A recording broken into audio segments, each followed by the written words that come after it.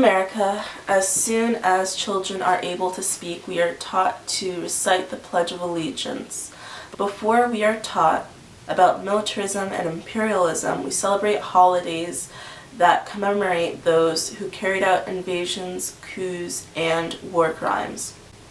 Nationalism is shoved down our throat. We are told to worship empty symbols and thank the troops.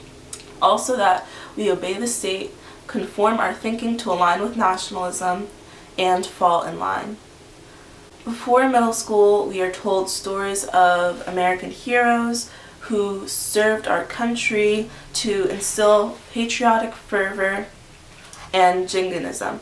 But from our textbooks, we are not taught about the brutal invasion of Hawaii, the occupation of the Philippines, the genocide of indigenous people, or the numerous other atrocities committed by those in uniform under the U.S. flag.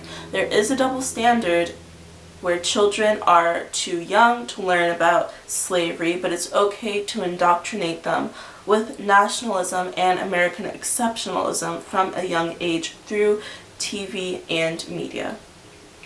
The omniscience of bloodshed, rape, and genocide by school curriculum is hardly coincidental, and the victims of U.S. imperialism are ignored so that students may never have to question the decisions of those we are taught to worship. In this way, non-white foreigners are seen as expendable, so that the lives cut short by U.S. foreign policy are justifiable. The well-being of those in other nations need not be taken into consideration when Agent Orange gives them birth defects, sanctions starve nations, and coups are incited for resources. Generations are stripped of their critical thinking capabilities, so that instead of questioning those in power and defending the sovereignty of those in the global south, they defend those in power and question the sovereignty of those in the global south.